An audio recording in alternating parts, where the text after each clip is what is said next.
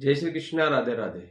आइए आज हम आपको बताएंगे पाप मोचनी एकादशी के बारे में। उसका व्रत का जो महात्मा है वो आज आपको बताएंगे।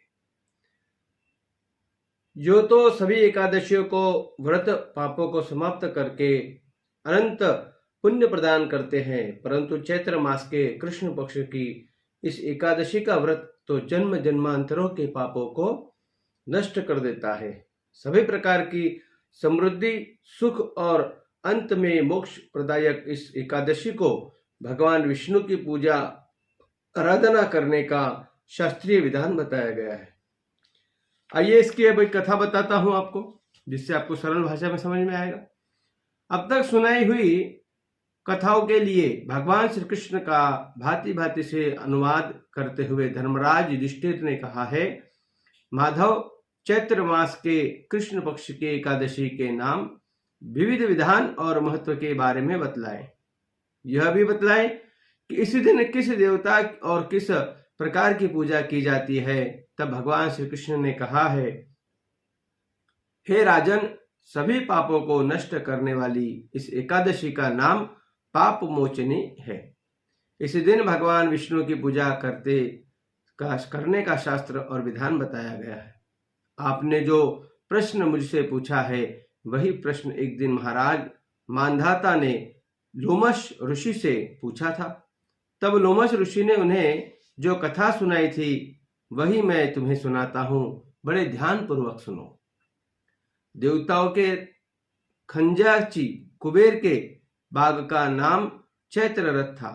उस बाग में गंधर्वों की कन्याएं किन्नरों के साथ विहार करती थी। अनेक ऋषि मुनि भी वहां पर तपस्या करते रहते। स्वयं देवराज इंद्र भी चैत्र और वैशाख मास में देवताओं सहित वहां आकर क्रीड़ा किया करते थे। वहीं अपने आश्रम में मेधावी नाम के एक ऋषि भी तपस्या करते थे। वे शिव के परम भक्त थे। एक दिन मंजू घोषा नाम की एक अप्सरा ने ऋषि को मोहित करने का विचार किया और वह भय के मारे उसके समीप तो गई नहीं, परंतु दूर बैठकर वीणा पर मधुर गीत गाने लगी। उसी समय कामदेव भी मेधावी ऋषि को जीतने के लिए वहां पर आ पहुंचे। उन्होंने सुंदर अप्सरा की बाहों को धनुष, कटाक्ष को डोरी, नेत्रों के संकेत और कुचों को कुरी बनाकर के मंजू घोषा को सेनापति बनाया। मेधावी ऋषि भी युवा एवं हृष्टपुष्ट थे और साथ ही यज्ञोपवीत तथा दंड धारण किए हुए थे। ब्रह्म तेज से युक्त भी मंजू घोषा ऐसे सुंदर ऋषि को देखकर उनकी सुंदरता पर मुग्ध हो गई। अपने गीत, चूड़ियों और नुपुरों की झनकार, नृत्य और हाव भाव दिखाकर मुनि को रिझाने लगी। कुछ समय यही क्रम चलता रहा। अंत में कामदेव ने ऋषि को पराजित कर दिया। फलस्वरूप ऋषि मंजू घोषा के साथ रमण करने लगे और काम के इतने वशीभूत हो गए कि उन्हें दिन तथा रात्रि का भी विचार नहीं रहा। इस प्रकार बहुत दिन बीतने पर एक दिन मंजू घोषा बोली, हे मुनि, मुझे बहुत समय हो गया, अब स्वर्ग जाने की आज्ञा दीजिए।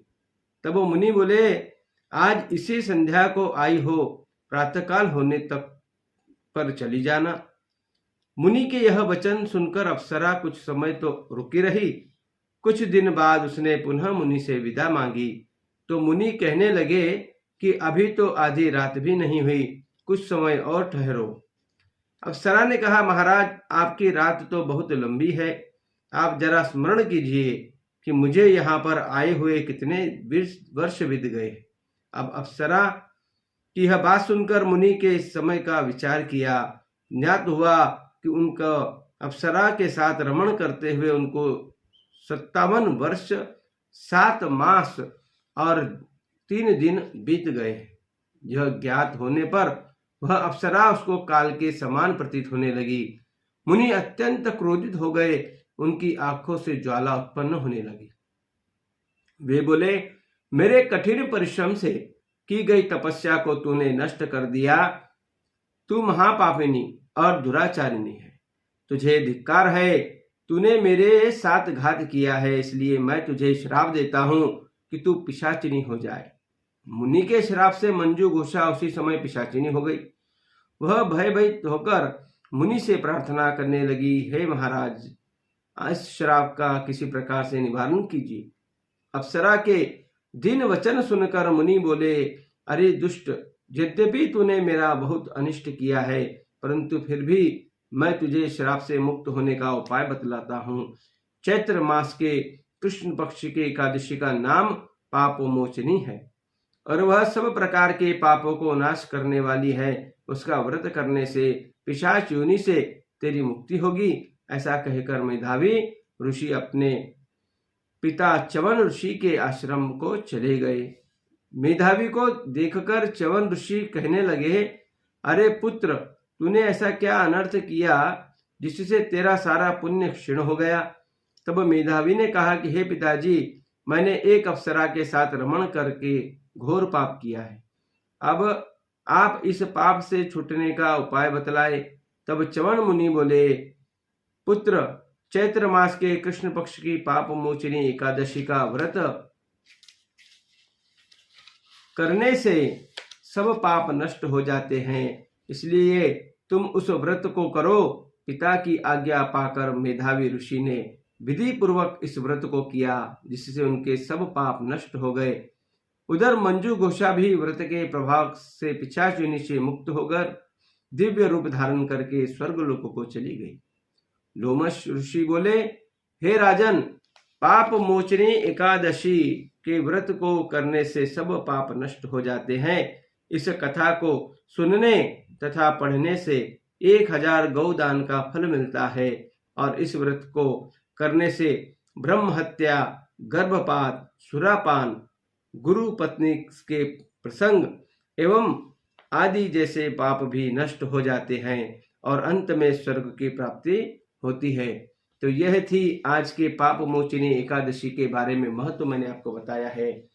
आज एकादशी का व्रत है, आप सभी आज इस व्रत को जरूर करें और अपने बच्चों से भी कराएं।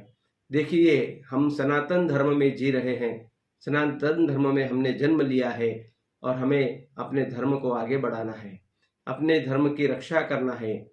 धर्मो रक्षति रक्षितः। अगर हम अपने धर्म को नहीं बचा पाए तो हम कुछ भी बचा नहीं पाएंगे। इसलिए अपने बच्चों को संस्कार दीजिए और अपने धर्म के बारे में बताएं, सनातन के बारे में बताएं और अपने धर्म की रक्षा करने हेतु हमेशा आगे रहे, तत्पर रहे। इस पाप मोचनी एकादशी के व्रत की कथा को मैंने आपको बताया है। ये सुने, पढ़े, लोगों को सुनाएं, इसे शेयर करें लोगों तक, ज्यादा से ज्यादा लोगों तक यह कथा पहुंचे। ऐसा कुछ आप थोड़ा सा कष्ट ले और यह अच्छा लगे तो आप कमेंट बॉक्स में आज लिखिएगा, श्री कृष्ण गोविंद हरे मुरारी।